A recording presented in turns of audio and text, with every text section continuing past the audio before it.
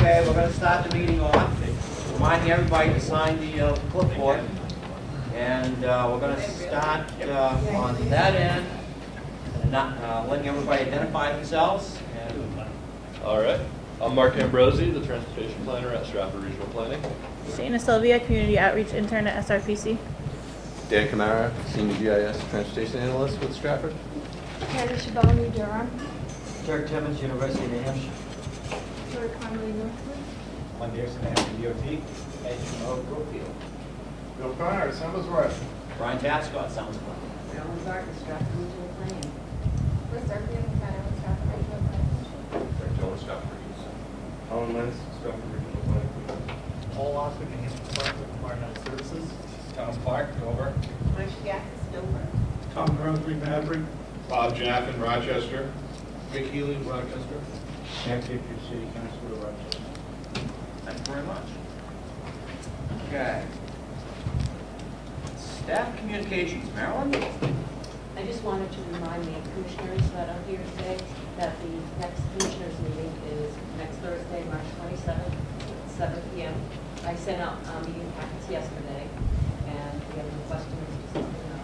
And I also wanted to introduce our two new planners here, Elizabeth Durkee and Colin Lentz, and I'm going to turn it over to them so they can introduce themselves.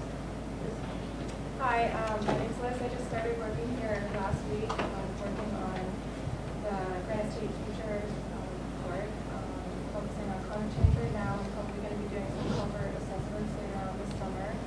I went to UNH for undergrad a few years ago and went to the University of Michigan for grad school and studied urban and regional planning and natural resources. And I'm really excited to be here. You're welcome. Again, I'm Colin. I started a few weeks ago as well, working on various chapters of plans, broadband, infrastructure security, and looking forward to field season, helping out with culvert assessments. Recently finished a graduate degree at UNH studying natural resources management and public policy, the science means decision making. Looking forward to getting my feet wet in the planning world. Glad to get you. You guys joined a great staff. That's great. Thank you. Okay, item 3 is a motion required for the draft MPO minutes of January 17, 2014. Is there a motion to accept? Motion to accept the minutes, Mr. Chairman. Yeah. Motion's made and seconded by, okay.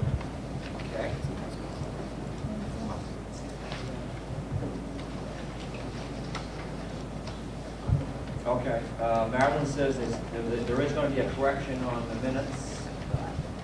I was notified that under number 2, under the staff communications, that where it says the committee to extend specifications to Mr. Comeau, that Econ made a motion, our draft seconding that. That is incorrect. There was no motion. The motion by those two gentlemen were done when it was Item 614. Oh, okay. I just wanted to make sure everybody understood that.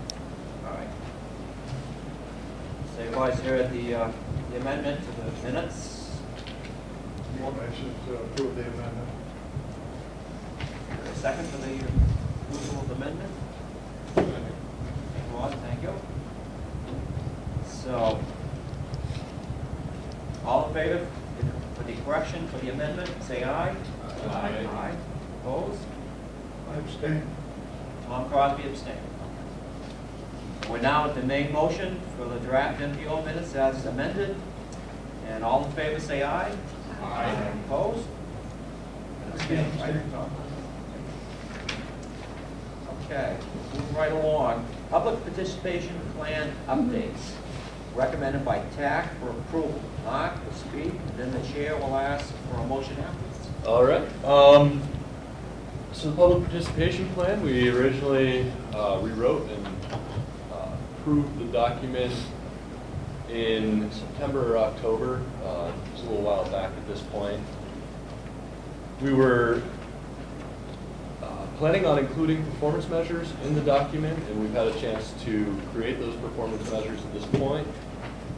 I think we've been through what the performance measures are, but just to refresh folks, we've added this new appendices in with the performance-based planning, explaining what this is, what the requirements of MAP 21 or Moving Ahead for Progress in the 21st Century, the Transportation Authorization Bill, requires for performance measures. Public participation is not one of the requirements for performance measures, but we felt that in the past these have helped us do a better job and be more accountable to our region. So we've added in a number of performance measures. I think Paul Upwood made some good comments about the performance measures we had showing in our previous iteration of the document, and that it's nice that we had them, but they don't necessarily address actually how well we're doing at going out and soliciting input from the public and informing the public. So we've tried to modify these a little bit. So we have 4 main performance measures now, and then a number of other strategies for reaching out to the public. The 4 main ones are holding a public event that focuses on underserved populations once annually at least. These types of meetings could be Stratford Committee on the Aging, Coast Bus Survey, the Turkey Donation Day, etc. These types of things where we're likely to have underserved populations.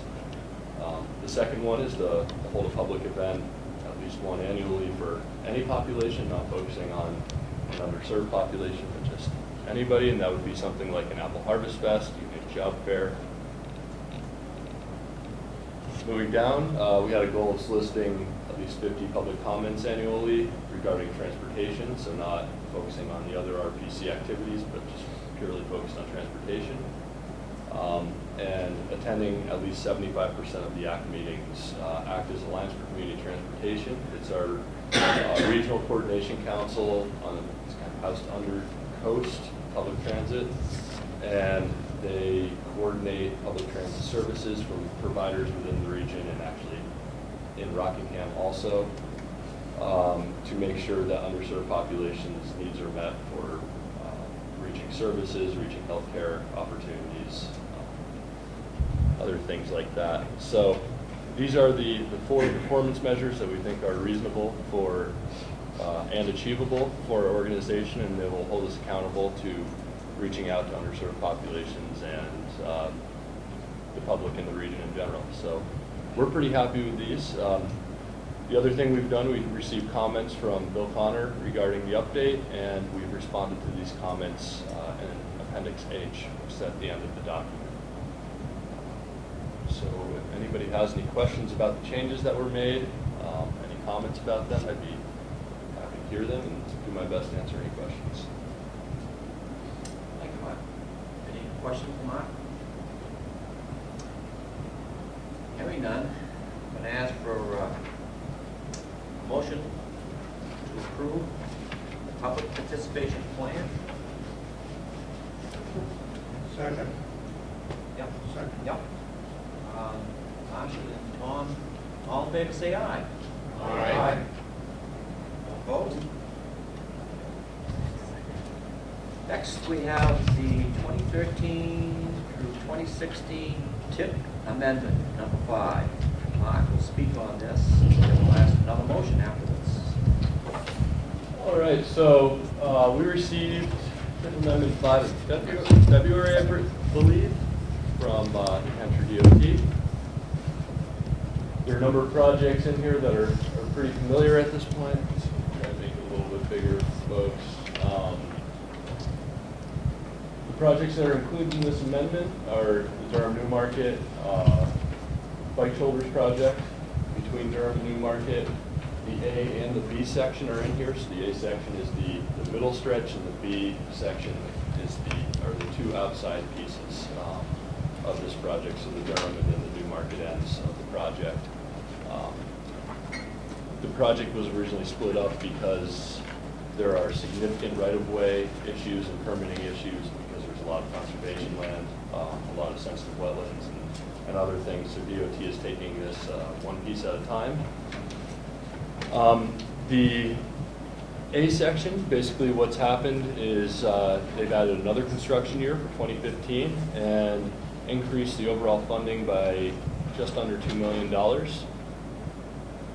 This is required because I think they have more slope modifications, they have more drainage work that they need to do, and more right-of-way acquisition than they had originally anticipated with that project.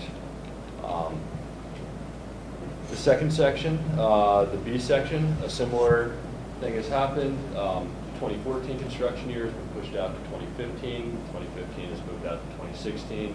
Again, these are delays, sorting out right-of-way, sorting out some of the other issues that are leading up to the project. There's also been a small funding increase with this project of about $300,000. The next project that's in here is the Newmarket Bike Shoulders project. So this is from the southern downtown area in Newmarket to the Newfields-Town line. This is an old congestion mitigation air quality project reported by District 6, DOT district that maintains a section of 108. Completely funded by New Hampshire DOT, and basically the construction year has moved out 1 year.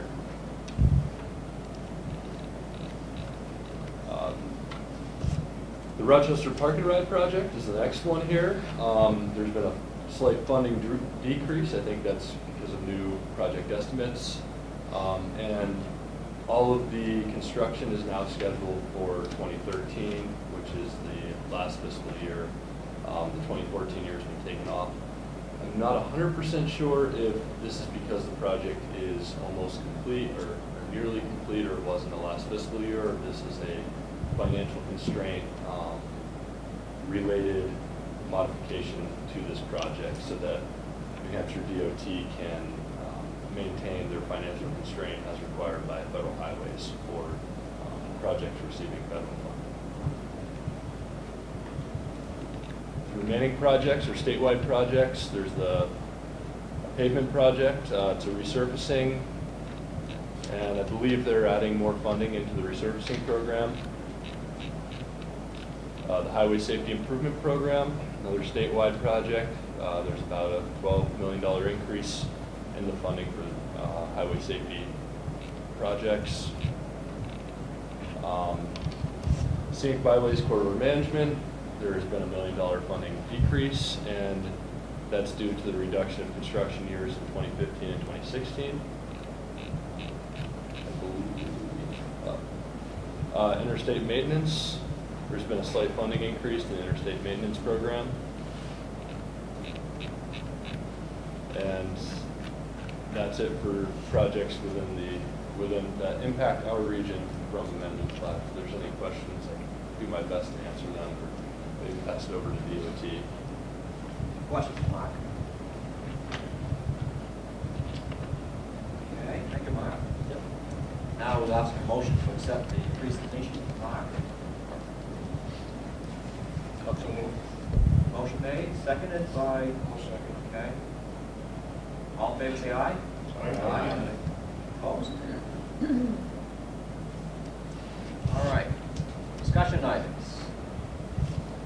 Intelligent Transportation Systems, Architecture, Plan Update. Dan, go on. Thank you, Brian.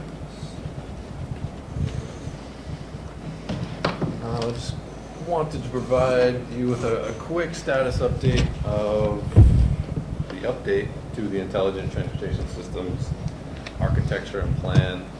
I know we've talked about it, I think, at the last 2 meetings or so. But in the meantime, I've been contacting DOT, going through the document, listening from some of you folks about comments related to the update. So basically, here's what I found. So again, with the ITS, there's 2 documents. There's the architecture, which lays out all the stakeholders, all the ITS, the federal projects, and how those projects can be implemented based on stakeholder involvement. So that's the architecture. The strategic plan basically lays out the projects that we came up with when we were creating this document. So quick look at the projects that were in the list that need to be updated.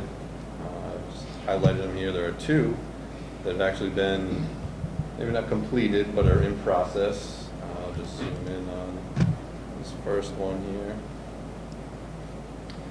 This regional call/coordination center for demand response services. This is actually being done right now by ACT, is it, through Coast. So that is something that we're going to have to label in here as, you know, in process or are being done. We want to preserve these projects. We don't want to delete them from this list. So maybe in the comments somewhere we'll just say that it's in process or up and running or something to that effect. But besides that project, the other project on the list that is also in process or being implemented at this time is the real-time information system for UNH Wildcat. So we'll just make those notes inside that project list that those are being completed or in process. Now again, that's the strategic plan, focusing on our projects. The other aspect, the architecture that needs to be updated. Bill Connor let me know that even though the city of Rochester is listed as a stakeholder in the architecture, you can see it basically lists every community in the region. Where they're not represented is on the website. You go to our regional ITS, regional architecture website. They are not listed in the inventory section here by stakeholder. So you'll see that a number of cities are listed, Portsmouth, because we share this plan with Rockingham. Portsmouth's part of it, They're also Somersworth. missing throughout all the other sections in that website. There's a whole list of other cities that are included, but Rochester, throughout the whole document, over that section, the architecture web. Yep. They're not included in any of them. Exactly. So you'll see that Dover, Portsmouth, Somersworth, they're listed, the major cities in this planning region, but Rochester is not. So that's something that we'll certainly update and fix. Unfortunately, it was an oversight by the consultant, staff here, but we see it as a minor oversight because, of course, Rochester would certainly not be left out of any ITS updates or any project solicitation that we do, and they're always well represented here. So that's going to be the fix on the architecture side. So really minor updates. Excuse me. Lots of just little cleanup. Sort of freshening up the document and keeping it current, and then. Of course, projects are always welcome to be added to this if something comes up. We didn't do a full project solicitation for that, for this update. We'll do that as part of a Metro Plan or TIP project solicitation, so we're not So bombarding we would you with too expect many that- updates or meetings. that Rochester would be included in the planning, the services, the ops requirements, the interfaces, standards, agreements, projects, all the whole sections, all of those. That's correct. So what you see here, so just as an example, take Somersworth, which is also in our region, of course. Any projects that relate to Rochester will be called out right here. So if you go back to our list, this full list, any of these projects that have to do with Rochester will be reflected on the website in this general inventory section. So you'll see right here, or maybe right below Somersworth, City of Rochester, and then you'll see the projects that are associated with the City of Rochester. Jim, I have a question for you. And how long will that update? How far down the road are we looking at? Part of this update will be also to involve what the state is working on right now. The state's working on the statewide ITS architecture and plan. And rather than doing an update now and an update, say, 2 months from now, I'd really like to just do one update. So last I heard from Denise Marco at DOT was that there probably won't be much, if anything at all, that we'll need to update in our plan from what they're doing. But she said she was going to keep me in the loop and let me know. So if not next month, I would certainly hope the month after that we can do a formal update and get this cleaned up. So definitely don't want to drag it out too long. Want to get it done, get it off these agendas, because I know it's been on there for the past couple months. So that's the goal. If not next month, then the month after.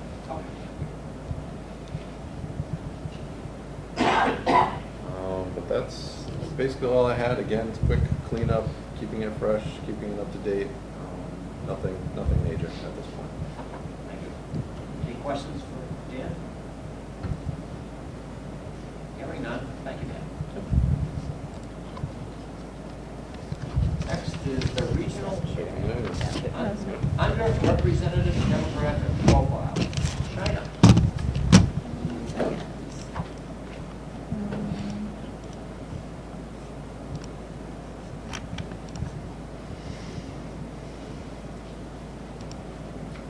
Okay, so I'm going to go over some of the data from the Fair Housing and Equity Assessment, which is part of the housing appendix for our regional master plan.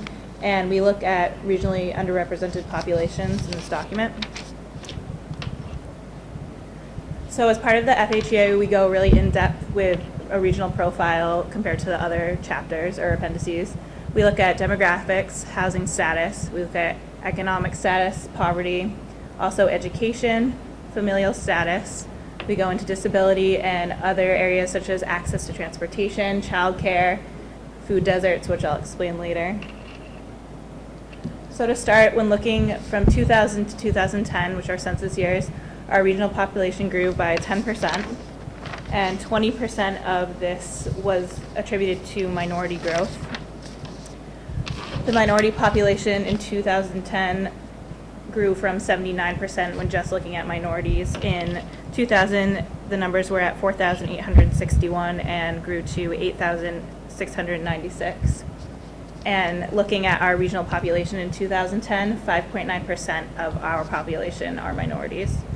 So these two maps that I have, the one on the right shows minority population from the 2010 census, and each dot represents 40 individuals. And then on the left, we have a map showing the census tracts and what percentage of the population in those tracts are minorities. So the highest areas are in our cities, as you can see. So moving on to education, these numbers look at limited English proficiency students, which are students that take more than 5 sessions to help improve their English. It can be English classes, but also English assistance classes. In 2001 to 2009, there was actually a 19% decrease in the number of limited English proficiency students. And the greatest absolute change occurred in the Oyster River Cooperative School District. You can see that there was in absolute value, there was a 47% decrease. In percentage, there was an increase in Somersworth. It was 112.5% increase. We also look at the percentage of students eligible for free and reduced lunch. These are all the schools and their districts where it's above 40%. That means that they're eligible for Title I funding that can be used for the whole school, whereas if the numbers are under 40%, they can only be used to benefit those specific students that are in need. So I believe there's 19 schools in our region that are eligible for this funding for the overall school. So still looking at schools and students, we're looking at minorities in our school systems. 36% of the total regional minority student population is Asian or Pacific Islander. For our overall students in the region, 9% are minorities. And Dover has the largest minority student population, with 628 minorities, which is 16% of the total regional minorities. Then moving on to poverty.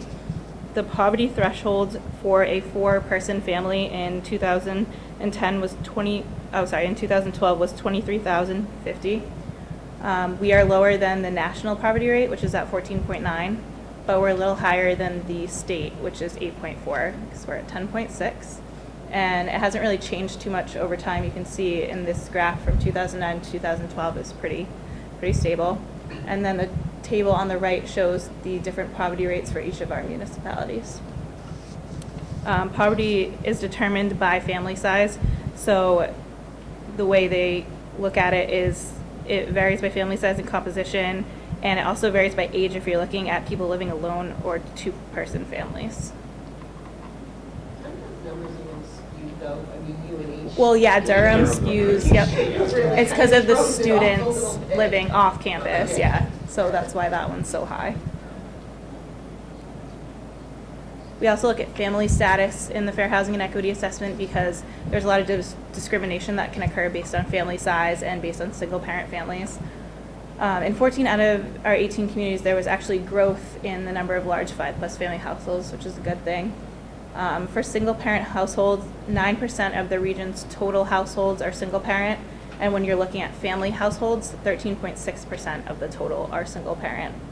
And on the right, we have the change from 2000 to 2010 for 5+ family households. So it varies, but seems to increase for the most part, which makes sense why there's more 5+ family households available. When looking at disability, it's kind of hard to measure. What we chose to look at was Social Security receiving disabled, and you can see that the highest concentrations are in our region cities. This doesn't account for people who are disabled but are not receiving Social Security. The definition of disability is the inability to engage in any substantial gainful activity by reason of any medical determinable physical or mental impairments, which can be expected to result in death or which has lasted or can be expected to last for a continuous period of not less than 12 months. And this is taken from the ACS and census definition. So the last couple things look at access. Food deserts are defined by lack of access to affordable and healthy food. You can see that the tracts that are defined as food deserts are in our region cities for the most part. This is because when you look at access to food in cities, it's looking at whether people, it's looking at having at least 500 people or 1/3 of the total tract population that are more than 1 mile in urban tracts, but in rural tracts it's 10 miles. So that's why you see it more concentrated around the cities than in the rural areas, because it's a farther distance for them to have access. And lastly, we look at childcare access. Childcare facilities, for the most part, are in our region cities, but those that aren't are usually located on major routes. So we look at this because of, single-parent families and their access where, for housing and where they would live and have access to childcare for working purposes. I don't know if anyone has any questions. One on the mapping. Yeah. Where did you get the mapping from? Is that the Mosaic GSI T2 or? We generated all these maps ourselves. Yeah. I'm not sure. Yeah, Matt Sullivan did all the maps. This is all using census information in our own GIS system in-house, so we're not using the parcel mosaic map at all to do this type of work. Are these maps available online? They are not available online right now. We're still in the draft form for the Fair Housing and Equity Assessment, so we haven't put a copy out there yet. But the draft form should be done for the June Commissioners meeting. We do have, again, our GIS online mapping that should be coming online within the next 3 or 4 months probably, where we're going to have a lot of this information available just on an online map. Are you willing to, take applications to be alerted when this is available? Yeah, we'll certainly have a press release and, through our different channels of getting information out, we'll definitely be informing as many people as possible that we have this service available when it comes online. It's very interesting. I applaud the amount of work that's gone into it. Yeah, thanks. Of course, it's a chance. Yeah.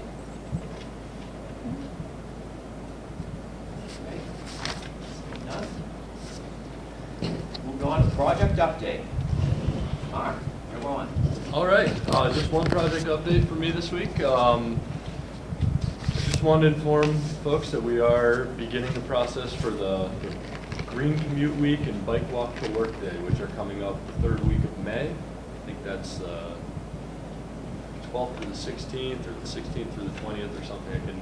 I can get exact dates for you. Colin is going to be kind of taking the lead on this project. The Stratford region, we are looking at a breakfast event on the Friday, the Bike Walk to Work Day in Newmarket, probably right by the mill areas. We're also looking at 2 in Dover. One is still kind of up in the air. The other location is probably going to be out by the hockey rink. I think Phil Brooks is putting on that event.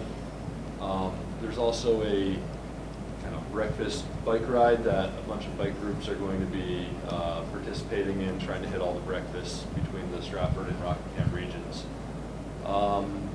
We have a few new participants this year that we're pretty happy about. We've contacted 603 Endurance, which is a company, nonprofit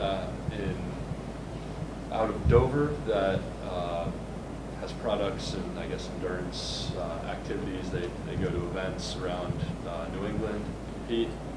They're going to be participating, and I also think that Kettlebell, Seacoast Kettlebell, which is a gym out of Dover, we're hoping that they participate also, and they have a pretty big community. So we're trying to get the word out to folks, encourage folks to bike and walk, and find alternative modes to commute with during that week, and hopefully we can keep that going throughout the summer. I think we've done a pretty good job in the past, and it'd be nice to have a little bigger participation from the region this time around. That's all I have. If anybody would like to have more information or participate, please contact me. We can set something up, or you can contact Colin. I was just going to say, we just had a meeting at Comeau 2 days ago. They're going to reset the trip logger in the rideshare program April 1st, hopefully. Okay. So anybody participating in any of your events can sign in and start logging their miles. Yeah. That's something I should also, I think it's Seacoast Bikes Online is the Seacoast website, but there's also a Commute Green website. Paul, do you know what that is? It might just be commutegreen.com or org or something like that, but I'm sure if you, Google New Hampshire Commute Green, probably be the first thing that pops up on the first result. Yep.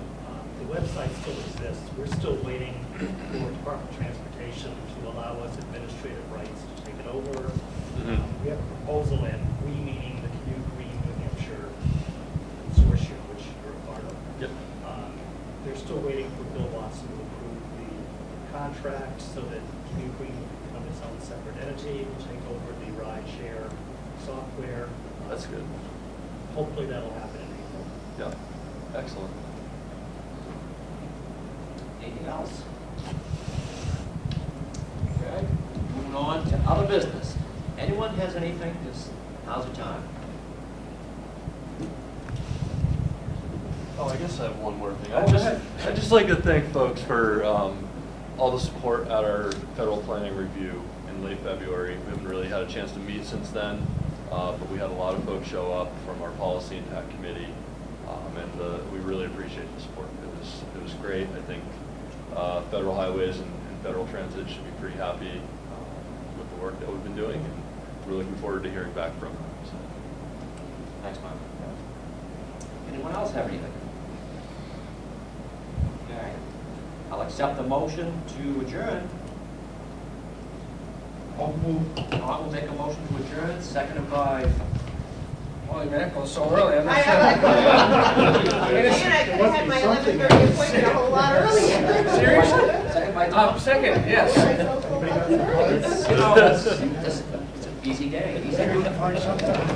Okay, all in favor, say aye. Aye. I'm sure there's no opposition. So. Thank you very much.